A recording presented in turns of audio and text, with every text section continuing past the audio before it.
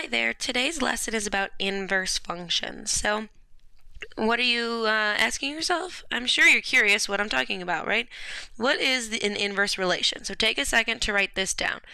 An inverse relation is the set of points you get when you switch x and y. So the first thing I'm going to do is I'm going to graph this original relation.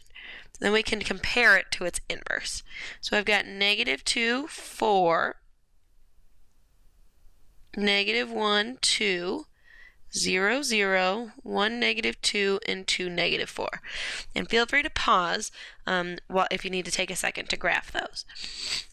So to find an inverse relation, we need to switch x and y. So I'm going to take all of these y's and move them to where x is. So 4, 2, 0, -2, -4. And then I'm going to change out the x's to go with y. So -2, -1, 0, 1, 2. And I'm going to take a second to graph those. So 4, -2, 2, -1, 0, 0, -2, 1, and -4, 2. So what we know is that the graph of an inverse relation is the reflection of the graph over the original, over the line y equals x. So the line y equals x is actually right here. I'm going to draw it with a dotted line. So you can see that it's a reflection. So we're going to use this idea of switching x and y to find an inverse. So the steps that you need to find is to change f of x to y if necessary.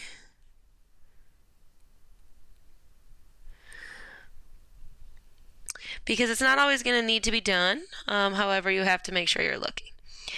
So secondly, we need to switch x and y. And lastly, solve for y. So step 1 doesn't actually apply to number 1 because there is no f of x, so I ignore it. Step 2, I need to switch x and y, and I literally mean change where they are with each other. So x equals -3y plus 6. And then the last step is to solve for y. So I need to get that y value by itself. So the first thing I'm going to do is subtract 6. So x minus 6 equals -3y. And then I'm going to divide everything by -3. So what I get is y equals -x/3 plus 2. And that's it. It's pretty awesome. So let's move to number 2. Again, this one I get to skip number 1 because I don't even see an f of x. I need y, that's what I need, and that's what I have.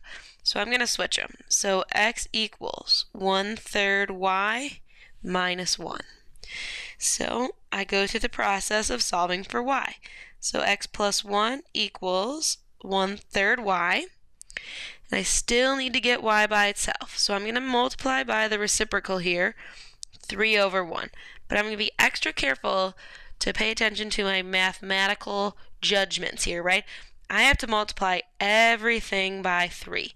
So that means the x and the 1. So y equals 3x plus 3. Okay, so now number 3, we get to use step 1, because you see how this one has f of x? Well, that doesn't help me. It's too fancy. I want it to be y. It's easier for me to work with. So now once I do that, that's all I mean by step 1. Just switch it if it's necessary. So then you get x equals y to the 5th. So in order to solve for y, I need to get rid of that power.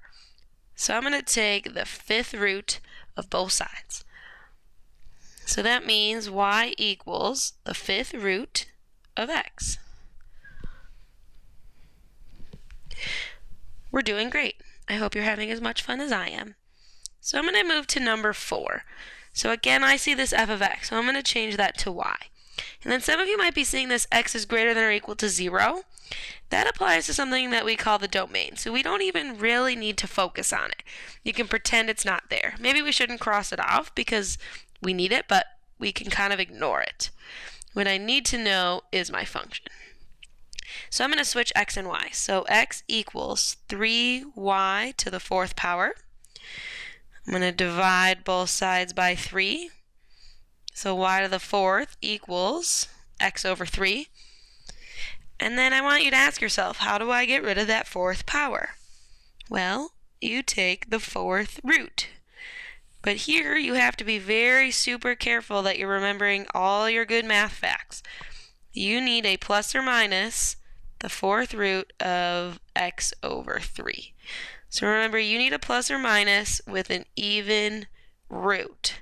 So that's a square root or a 4th root or a 6th root, anything that is an even root. You need that plus or minus.